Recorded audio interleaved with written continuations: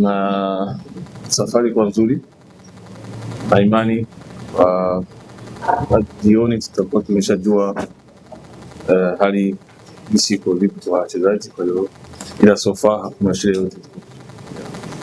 Kocha, mchezo uliopita dhidi ya Young Africa mligawana alama kule. Mchezo mwingine wa kesho kimbinu sasa utakuwa mchezo gani? Tutakuwa tofauti kidogo na kwanza, kwa sababu moja tulikuwa aina ya uwanja tulikuwa nyumbani, sio kama KMC, na afu pia na level ya timu tulikuwa tofauti. Kipindi kile tulikuwa bado tunatafuta jaribu, lakini kwa sasa tumeona tuko vizuri na imani kuwa kwa mechi nzuri bora kupata. Shukrani sana. Nakaribisha maswali kwa mwalimu.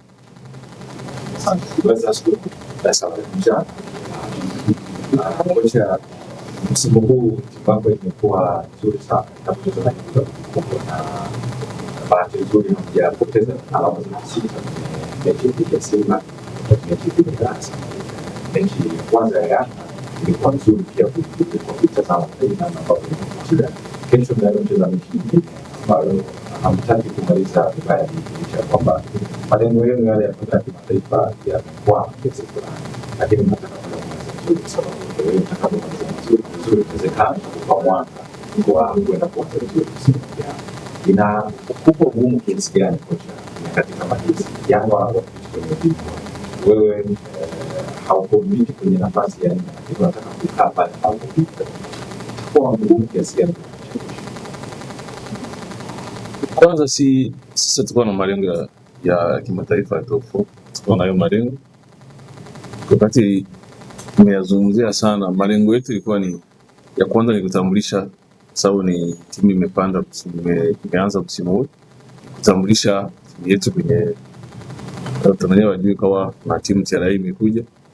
So kwa mechi yetu ya kesho, moja ya timu au moja ya mechi ni nzuri kutambulisha timu, kwa hiyo ni mechi ya kesho. Kwa hiyo sisi pale kwenye malengo yetu tuko pale, hakuna kubadilika, tuna approach tukijua nini tunahitaji.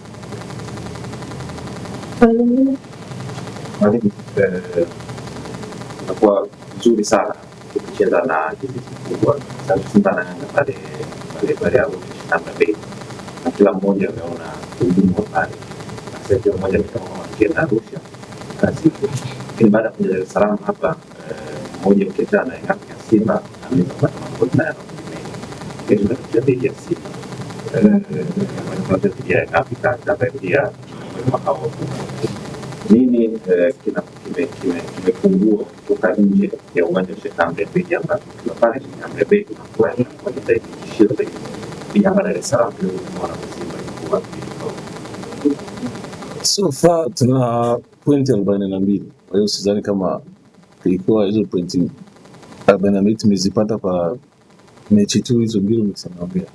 Kwa hiyo sikubaliane na hilo. Tumecheza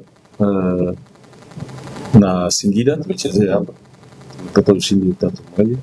Tumecheza na KMC tumeshinda, kwa hiyo sio kusema tumeshinda tu nyumbani, tumeshinda hata away tena mechi nyingi. Kwa hiyo hakuna ugumu wote tukiwa nje wala tukiwa nyumbani, timu ni ile, maandalizi ni tofauti tu. Kwa hiyo hakuna tofauti wote tu, sisi tuna approach mechi tukijua kuwa tunahitaji kuendelea kwenye malengo yetu kama nimesema, kuweza kuendelea kutambulisha timu yetu. Swala mwisho, coach, tunakwenda kukutana na Yanga ambao wako vizuri sasa, shafi yao ya kushambuliaji sababu ya kushambulia nini kule, kama mwalimu Yanga vipi ni place gani kuweza kukabiliana na kwa hiyo